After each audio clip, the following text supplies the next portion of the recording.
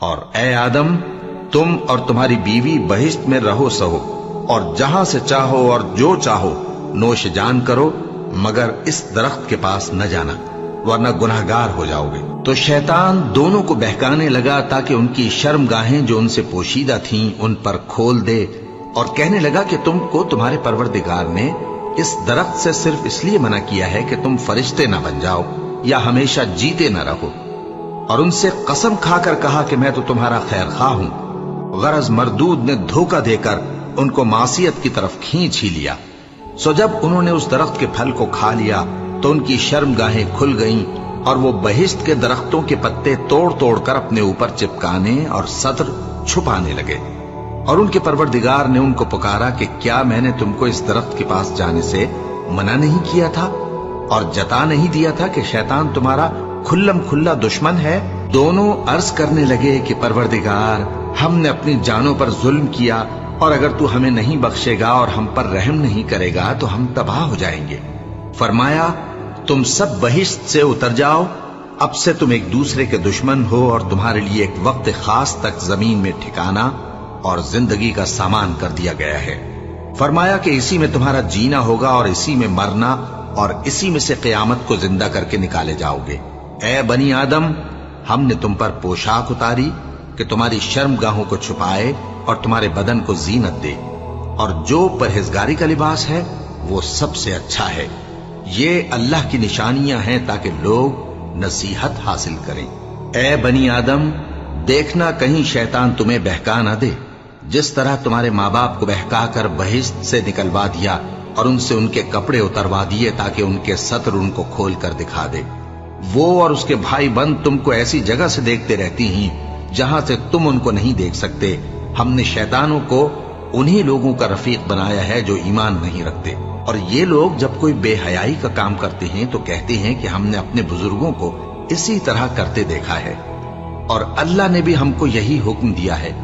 کہہ دو کہ اللہ بے حیائی کے کام کرنے کا تو حکم نہیں دیتا۔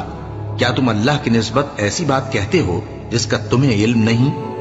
کہہ دو کہ میرے پروردگار نے تو انصاف کرنے کا حکم دیا ہے، اور یہ کہ ہر نماز کے وقت سیدھا قبلے کی طرف رخ کیا کرو اور صرف اسی کی عبادت کرو اور اسی کو پکارو۔ اس نے جس طرح تم کو ابتدا میں پیدا کیا تھا اسی طرح تم پھر پیدا ہوگے۔ ایک فریق کو تو اس نے ہدایت دی اور ایک فریق پر گمراہی ثابت ہو چکی۔ ان لوگوں نے اللہ کو چھوڑ کر شیطانوں کو رفیق بنا لیا اور سمجھتے یہ ہیں کہ ہدایت یاب ہیں۔ اے بنی آدم، ہر نماز کے وقت اپنے آپ کو مزین کیا کرو، اور کھاؤ اور پیو اور بیجا نہ اڑاؤ کہ اللہ بیجا اڑانے والوں کو دوست نہیں رکھتا۔ پوچھو تو کہ جو زینت و آرائش اور کھانے پینے کی پاکیزہ چیزیں اللہ نے اپنے بندوں کے لیے پیدا کی ہیں ان کو حرام کس نے کیا ہے؟ کہہ دو کہ یہ چیزیں دنیا کی زندگی میں بھی ایمان والوں کے لیے ہیں اور قیامت کے دن صرف انہی کا حصہ ہوں گی۔ اسی طرح اللہ اپنی آیتیں سمجھنے والوں کے لیے کھول کھول کر بیان فرماتا ہے۔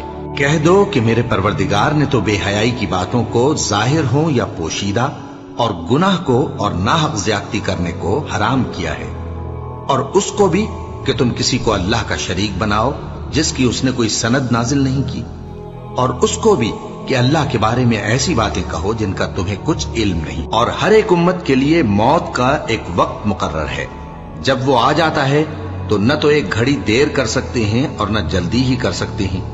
اے بنی آدم، ہم تم کو یہ نصیحت ہمیشہ کرتے رہے ہیں کہ جب ہمارے پیغمبر تمہارے پاس آیا کریں اور ہماری آیتیں تم کو سنایا کریں تو ان پر ایمان لایا کرو، کہ اب جو شخص ان پر ایمان لا کر اللہ سے ڈرتا رہے گا اور اپنی حالت درست رکھے گا تو ایسے لوگوں کو نہ کچھ خوف ہوگا اور نہ وہ غمناک ہوں گے۔ اور جنہوں نے ہماری آیتوں کو جھٹلایا اور ان سے سرتابی کی وہی دوزخی ہیں کہ ہمیشہ اس میں جلتے رہیں گے۔ بس اس سے زیادہ ظالم کون جو اللہ پر جھوٹ باندھے یا اس کی آیتوں کو جھٹلائے؟ ان کو ان کے نصیب کا لکھا ملتا ہی رہے گا، یہاں تک کہ جب ان کے پاس ہمارے بھیجے ہوئے فرشتے جان نکالنے آئیں گے تو کہیں گے کہ جن کو تم اللہ کے سوا پکارا کرتے تھے وہ اب کہاں ہیں؟